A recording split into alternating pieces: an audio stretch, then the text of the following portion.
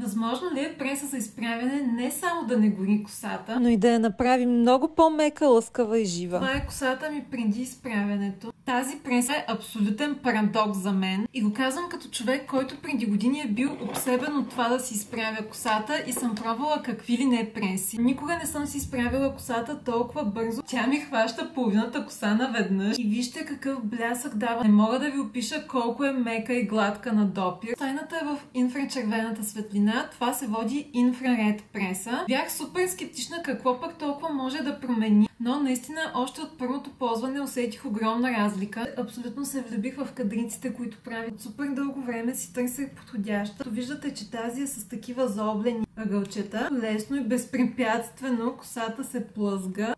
Вижте само каква красота. Резултата след едно съвсем бързо накъдряне. Тази страхотна преса е на Ото и се води инфраред Hair Straightener. Тичайте на сайта на Ото. Мисля, че резултата сам казва, че това е единствената преса, от която се нуждаете в живота си.